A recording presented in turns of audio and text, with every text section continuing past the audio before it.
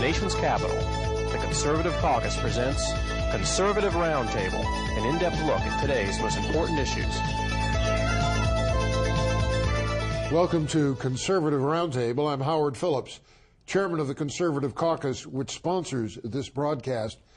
Rarely do we have a guest appear on more than one of our programs. But our guest this evening was so interesting and so eloquent when he first appeared with us that we decided to invite him back, and we're delighted that he accepted the invitation. Bill Wickens is a distinguished attorney, a graduate of the University of Michigan Law School, a political expert who had a lot to do with the political success of Senator Robert Taft of Ohio. And he's an expert on many things, including issues of energy and so forth. But tonight he's going to talk to us about developments in the United Kingdom and the European Union. Well, let's begin with the UK. They recently had an election in the UK, and they've got a divided government where the Prime Minister, Cameron, is from the so-called Conservative Party, and that term is used loosely, and his co-laborer is the head of the Liberal Party. And Mr. Cameron has already shown himself to be about as far to the left as some of the most liberal Republicans in America. What can you tell us about Cameron? Well, I can tell you a story that happened firsthand. There are two clubs particularly that I'm interested in on St. James's Street. One is White's, which was started in... This is in London. In London, 1600s. Old, prestigious club. And the other one was the Carlton, which was a great club started by the Duke of Wellington.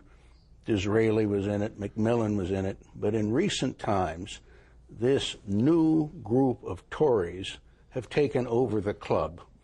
And instead of being people of thought and philosophy, they are guys who are more interested in parties and quangos, which are government subsidies and jobs for the boys. Now, one night the Carlton Club had a club election on an issue, and I happened to be there that night. And what these guys did was stuff the ballot box. And having stuffed the ballot box, they still lost the election. Cameron was involved in this? No. Okay. No, Cameron wasn't actually. The party leader was Haig, who was there that night. Who is now the foreign minister? Shadow foreign minister. So, having stuffed the ballot box and still lost the election, it showed that this bunch was not only corrupt but incompetent. Now, Cameron at that time was a member of White's, and he was warned by a former minister of the John Major administration, don't get anywhere near the Carlton Club, because this is what they have done. So what does Cameron do? He resigns from White's and joins the Carlton.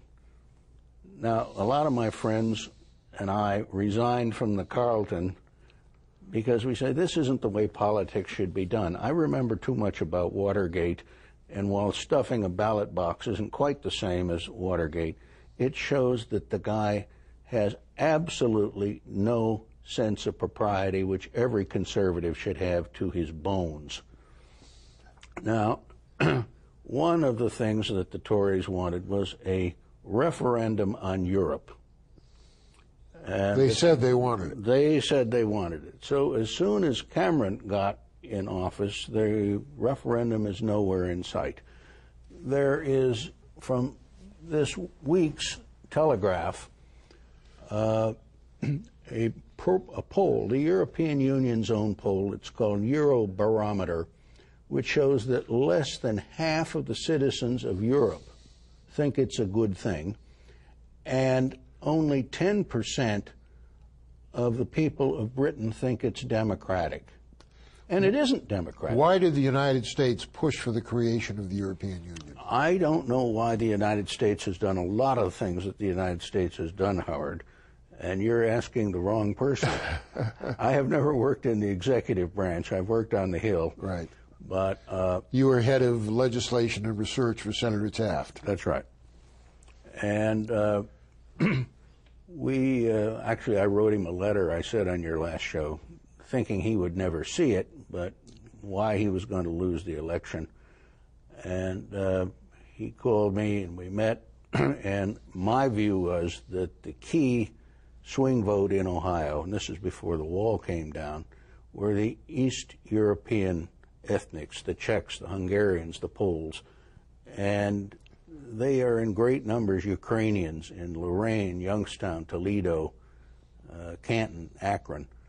And so we, without any advertising, without any press, we went to these various ethnic clubs with Taft in tow, and we said, you know, we need freedom and liberty for your relatives.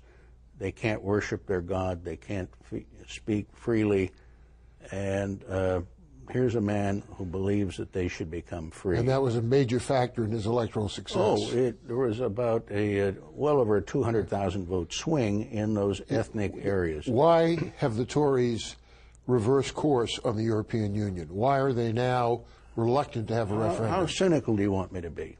I want you to be honest. The European Union has become a sinecure for failed politicians.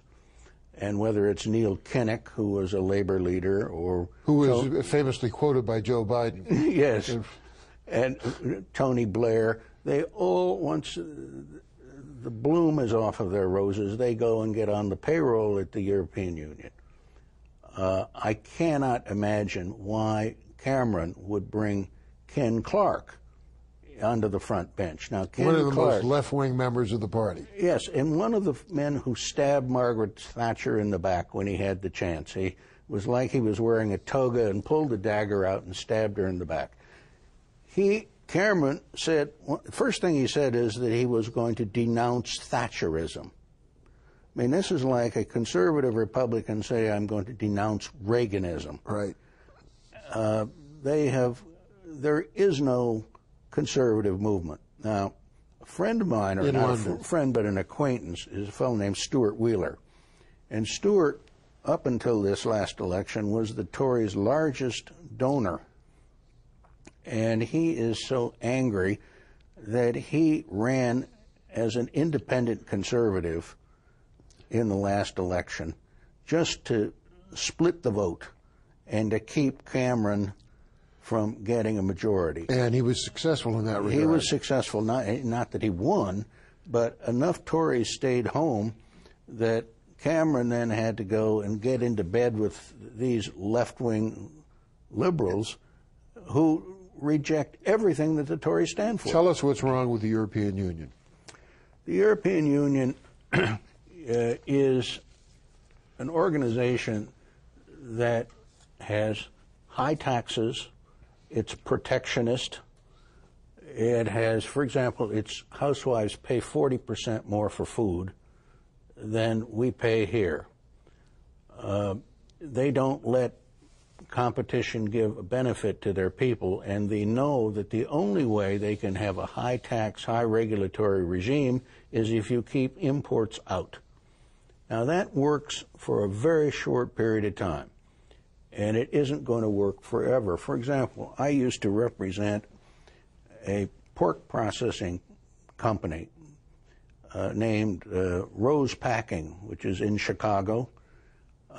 They were the ones who made a lot of the bundles for Britain during the Blitz. The Rose family is Scottish, and they came from Scotland to this country. And they felt in the first Gulf War, they helped feed the desert rats. So how much of their product do you think can get into Britain? On the basis of what you said, I'm guessing Zippo. Zip. None. Now, do they say that, oh, we won't let your product in? No, they say that they have superior health and safety standards and that our slaughterhouses and our packing plants don't meet their standards. Well, this is complete nonsense. We've got in the United States the most modern packing plants and cleanest in the world, and Rose has a film. But what about the people of member countries, member governments, such as the people of Germany, the people of Italy, and so forth? What are the 23 countries that are in the European Union? Aren't they unhappy with the impositions of the European Union? I think a lot of them are, and where it's going to blow up is in a way that I hadn't foreseen, is that there is a north-south divide. The countries in the South are not economically as efficient, say, as Germany and Austria. And so they need to have a loose monetary policy. Italy, Greece, Portugal, Spain, and even Britain and Ireland need to have an expansionistic economic policy. They can't do that when they're in the European Union. When you have... So in other words, the rules of the European Union take precedence over the laws of the member countries. Absolutely. I mean, if you are in, let's say, in Austria, because you have a common currency and you're in a common economic system, you can't, your taxes are controlled by Brussels, your rate of inflation, your budgets. You can't subsidize an orchestra in Salzburg without getting the EU approval. We have to take a break now. Our program's half over. But one question I'd like your answer to when we return from the break is whether Cameron is so off base that he will let the British pound go the way of all flesh and submit the UK to the euro. Think about it, and we'll get that answer from Bill Wickens when we return. Stay with us.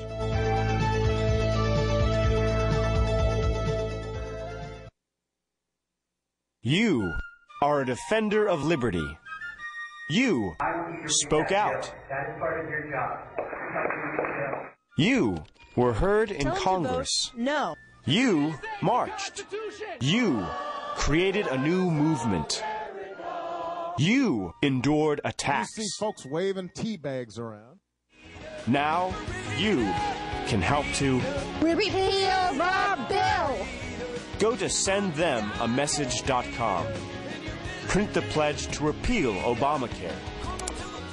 Send it to your representative, senators, and candidates to sign that they pledge to repeal the bill. Repeal the bill. Repeal the bill. Repeal the bill. Repeal the bill. Repeal the bill. Repeal the bill.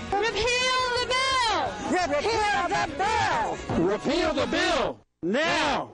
Go to sendthematmessage.com and help. Repeal the bill.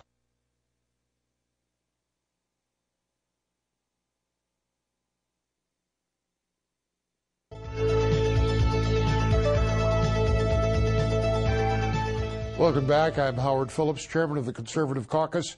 Our special guest is attorney Bill Wickens, who's an expert on many things, including developments in the European Union and the United Kingdom. Bill, I asked you before the break whether Cameron, the new prime minister, would give serious consideration to surrendering the British pound to the European euro. I think he would if he thought he could get away with it. Britain has surrendered control over their immigration. They've surrendered their fishing grounds. They have surrendered virtually control of all domestic legislation. The only thing, to the European Union. To the European Union. They have very, very little of sovereignty left. To give you just one example, when Cap Weinberg was still alive, this is after he was Secretary of Defense, I talked to him about the fact that we are mothballing carriers that are perfectly good carriers. These were non-nukes. And I said, we could lend-lease them to Britain. They come complete with deck loads of Tomcats, which is the finest fighter in the world, or was then, maybe still is, I don't know. And the British government turned it down. Now, they don't have fleet carriers. Was that Major? It was Major and also Blair. And Blair's people said, well, we don't want to do it because we're going to build them ourselves on the Clyde. Of course, they never did. And I talked to General Vivian, who was attached to the U.S. Embassy, or the British Embassy, on that one, and they had no interest in that. Now, what is Britain going to do? They're going to share a carrier with France. Now, if there was ever an odd couple at the helm, that's going to be it. They fought many a war. They did, and they still don't like each other at all. Yeah. So I don't think he would do this just because I think the bankers would be at his throats. Let's move on to something else, and that is the fact that Gordon Brown was ousted as prime minister for many reasons. One was that he got rid of Britain's gold at a low market price. Another was that the Labour Party was losing a lot of elections. Recently, they elected a successor to Gordon Brown to head the Labour Party and supposedly prepare to eventually become prime minister. There were two brothers who competed against each other for the role of leader of the Labour Party. What can you tell us about that? Well, David is the more experienced. He's the older brother. And what's their last name? Miliband. Miliband. And Ed is the younger, but is the more radical. In fact, his nickname in Britain is Red Ed. And he won because of support from more unions. And in Britain, it's not a primary system. The unions in the Labour Party cast the deciding vote as to who the party leader is going to be. Now, so they've got Miliband, but his first speech as party leader signaled something very interesting, that he sees an open field to the right of Cameron, and he could, on a lot of issues, I mean a lot of issues, run to the right of Cameron. The Conservative leader, is so left, yes, and is sold out on abortion, on homosexuality, and so forth, that the Labour Party could run to his right under Miliband's leadership. That's right. And if I were going to campaign for Red Ed, Tony Blair could run to his right if he were still around. Oh, but this guy is way to the left of Blair. I know. So, and he could easily do it. I mean, the Tories are against grammar schools. Now, grammar schools are the only hope that bright, poor kids have to get engaged in the economy of the next decade or two. The Tories don't want more grammar schools. It's absolutely insane. They have gone against all the principles of conservatism, of free enterprise, and as you said, they've rejected Thatcherism, which was about the privatization of government involvement in the economy. That's right. And they promised to keep Labour's tax increases. They promised to keep all of Labour's spending proposal. They have no plans to reclaim Britain's fishing grounds. But aren't they cutting spending? Aren't they coming under criticism for their spending cuts? At the very edges. It's like if you're buying a new Cadillac and the guy says, forget the 49 cents at the end, we'll take that off. I mean, they aren't cutting any of the significant programs. I mean, and there are places where they could do it, but there are too many people on the public payroll who vote in British elections, so that, and now he's got partners who are the Liberals who want to, if anything, outspend Labour. Socialized medicine in Britain is untouchable, I guess. I remember even Thatcher defending it, and yes. I heard her speak in this country, in which she was asked about national health insurance in Britain, and she unashamedly defended it and said that it would not be cut under the Tories. And the Tories are paying the EU a subsidy of about £8 billion a year just for the privilege of being in the EU. Wow. What do they get for it? They get to say that they're part of the EU. Yeah. They get to have someone else write their trade laws, their labor laws, their social laws, their import-export regulations. Is Tony Blair trying to become the president of the EU? I don't know Tony Blair. I suspect he would like to be, but he doesn't want to ask and then be rebuffed. I think he wants to see a great gathering of people. His new book is doing very well, in which he defends policies which were very unpopular in Britain, including his support for Bush on the Middle Eastern wars. Right. So he's become a very wealthy man. Oh, he has. Well, we just have about 3 minutes left. What else would you like to cover, Bill? Well, Howard, just about anything. I think that Republicans have forgotten, those in Congress, why they were elected. Now, I've got a congressman who has a perfectly respectable record. His name's Frank Wolf. What was Frank Wolf's big issue? How did he get elected in the first place? It was term limits. And now he's been... Somebody else's. Somebody else's, but not his own. Once they get there, they're indispensable. The country would collapse if they weren't there. John Boehner. He's the Republican leader in the House. He is. And he gives all the evidence of spending more time in a tanning salon than he does in reading legislation. Some people say it's because of all the cigarettes he smokes. I don't know. Now, as one who smokes cigars, I'm not going to... As do I. Yeah, I'm not going to attack him for that. But I think that the Republican Party has needed the kind of revolution which is in its midst in the form of the Tea Party. Well, some of these extraordinary victories in primaries, Christine O'Donnell defied the odds, defeated Castle in Delaware, and one guy who deserves a lot of credit is Jim DeMint, the senator from South Carolina, who's come to the aid of all of these challengers, including the guy who defeated Lisa Murkowski in Alaska, and including O'Donnell and many, many others. And if the Republicans make the kinds of gains that are predicted for the November election, Jim DeMint is going to be a very influential member of the Republican caucus. Well, I hope he is. And, I mean, there are a number of people in the House side, Ryan and... Paul Ryan has done a great job on budget issues. Prince from Indiana. Mike Pence. Yes. His big weakness is that he supports voting representation in Congress for D.C., which is not a constitutional position. No, it isn't, but... as if D.C. were a state, which it isn't. I mean, most of them, I mean, they're ciphers. And not that the Democrats don't have ciphers. I think you need a complete overhaul of Washington. Well, you're going to get a great many new faces in both the House and the Senate.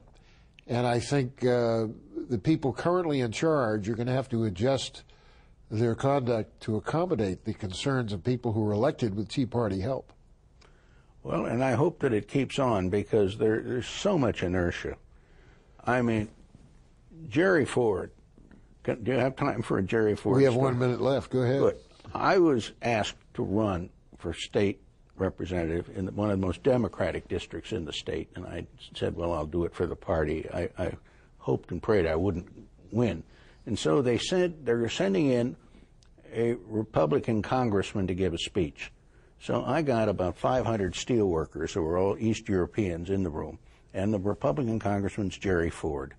And what do you think he spoke on? He said that those countries in Eastern Europe will never be under Soviet control. No, what did he say? What did he say? Yeah, I know he did. His only topic was that we should impeach Justice William O. Douglas.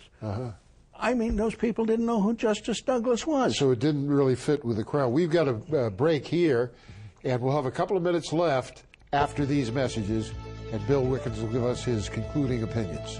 Stay with us.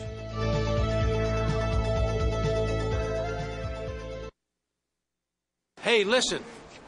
This is the greatest thing. I want to tell you something. Something's happening in this country. And I want to tell you, look around my friends here. My friends here in Washington, come over here. See all these great people? These great folks are here because they want to take the country back to the direction of the Founding Fathers and stop all this nonsense that's going on and stop this, this immersion into socialism, which is happening. We've got to stop it. And every day we're losing a little bit of our freedom. But the answer is that the individual citizens can make a difference. They can walk through these houses of Congress. They can look their congressman in the eye and say, hey, vote this bill down. Get rid of it. We got a lot of work to do. And the first thing we have to do is get rid of the garbage and the attacks on our freedoms. This is it. So anyway, that's what these guys are doing here today to do. Yes! And I say, all of you guys out there, within the sound of my voice and and the visual that this great gentleman has created. Get down here and do your responsible citizenship by going and seeing your representatives and telling them, what you want, because this is your house. It's not their house. Get in there and tell them what to do, and let's begin cleaning this country up. A big mess has been created in only a year's time, in 9 months' time, really. A big mess we have to recover from. We got to start working. We got to throw some people out. So anyway, I love this country. I love you. Go do your job. Thank you for your help. Thank you.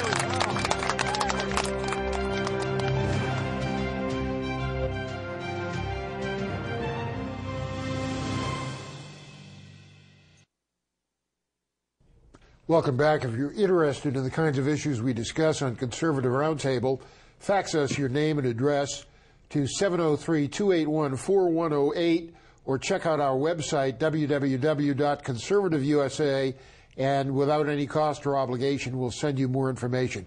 We have 1 minute left.